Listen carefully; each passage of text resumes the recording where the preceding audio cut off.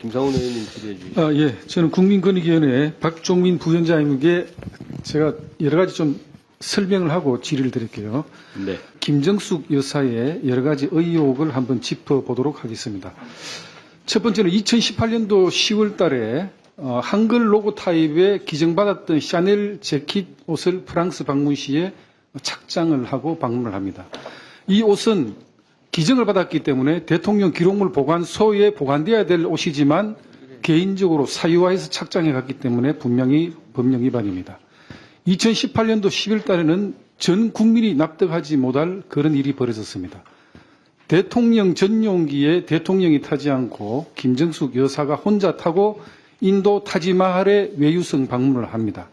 이것은 국민들 여러분께 많이 알려져 있기 때문에 다른 부분을 짚어보겠습니다. 김정숙 여사는 문재인 대통령 재임 기간 동안에 총 48회의 외국 방문을 하는데 대통령 당일 출장 외에는 한 번도 빠지지 않고 동행 방문을 했습니다. 이 기록은 김윤옥 여사가 28회로 그간 가장 많았었는데 그거보다 무려 20회가 더 많은 약 2배에 가까운 그 방문 횟수입니다. 방문지를 살펴보니까 앙코르와트, 타지마할, 루브르 박물관, 성베드로 대성당, 콜로세움, 피라미드까지는 좋아요. 후마윤 묘지, 프라하성, 호이안, 베르겐, 뭉크 미술관, 소냐 왕비의 미술마국관, 그리그의 집, 피오르, 대족석각, 성 바실리 성당, 비아 오캄포, 스벤스크 폼 디자인 진흥원, 이스트사이드 갤러리.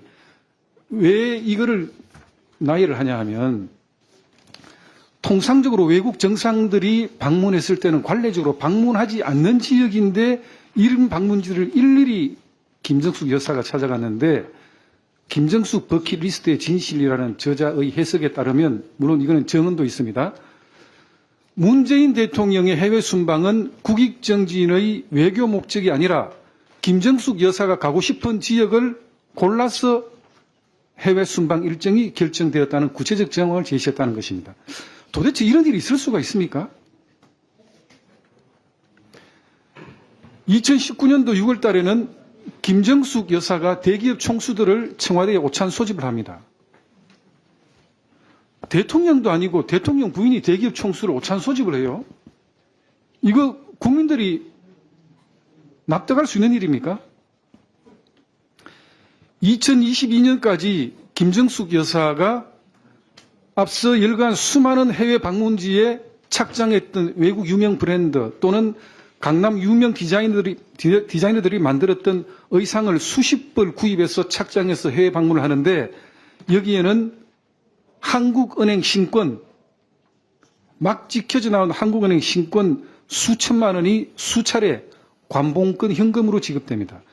여기에서는 시민단체가 자금 출처를 공개하라고 고발했는데 거기에 따라서 사법부가 자료 출처를 공개하라는 판결을 내렸음에도 불구하고 아직까지 공개를 하지 않고 특활비가 아니고 막연히 사비라고만 지금 주장을 하고 있어요. 말도 안 되는 이야기라고 생각합니다.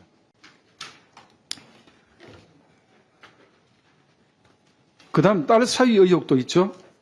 많이 알려져 있긴 하지만 2018년도 이상직 전 국회의원이 중소벤처기업진흥공단 이사장에 오른 이후에 사위 서모 씨가 타이 이스타제 전무로 취업을 합니다. 이 사위 서 씨는 게임 회사에 근무한 것이 고작 이력의 전부인데 항공사의 전무로 취업을 해요. 이거는 누가 봐도 대가성 취업이라고 밖에는 설명할 수 없는 그런 일들이 벌어진 겁니다. 2022년 5월 문재인 대통령은 문재인의 운명이라는 자서전을 출간을 하게 됩니다. 그런데 검찰에서 다른 일로 수사를 하다가 지금 밝혀낸 사실인데 문재인의 운명이라는 책 출간한 출판사가 문다혜 씨에게 책 표지 디자인 값으로 2억 5천만 원을 지급해요.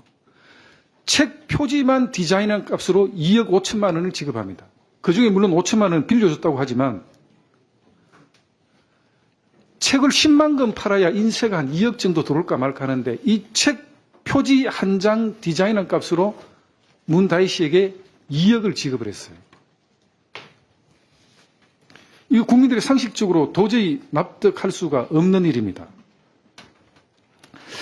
이게 말로는 정의를 이야기하면서 뒤로는 국민들이 도저히 납득할 수 없는 이런 위선적 행정을 보여내 대해서는 국민들이 더할 나위 없는 그런 실망감을 느꼈을 것이다. 이렇게 봅니다. 우리 박종민 부위원장님. 네. 앞서 언급했던 여러 가지 의혹 사항들이 국민권익위에 신고가 되었다면 이런 조사가 이어지고 물론 조사를 아직 하지 않고 일본이 지금 수사를 진행 중이기 때문에 예단할 수는 없지만 국민권익위에서 조사한 결과로는 당연히 사법기관에 고발해야 될 건으로 결론 나지 않을까요? 네, 구체적인 그 사실관계를 제가 정확히 파악하지 못하고 또 가정적인 상황에 대해서 답변 드리는 것은 적절하지 않은 것 같습니다. 예. 물론 사실관계를 파악을 하지 못했기 때문에 그렇겠죠. 다만 지금 앞서 열거한 해외 방문이라든지 그다음에 김정수 유사가 유난히 브랜드 옷과 화려한 옷을 착장하기로 굉장히 좋아하는 것 같아요. 의상에 대한 편집적인 집착이 있는 것 같습니다. 그런데 여기에 제가 지난번에 청문회 때도 언급을 했지만은 이런 유명 디자이너들이 만들었던 옷 수십 프로에 대한 결제를 한국은행 신권 관봉권으로 지급한다는 것은 도저히 상식적이지 않잖아요. 어떻습니까? 특활비로 지급한다면 카드로도 지급이 가능해요. 그런데 이게 한국은행 띠지가 신권 어떻게 생각하세요? 이게 국민들이 납득할 만한 일이라고 생각합니까?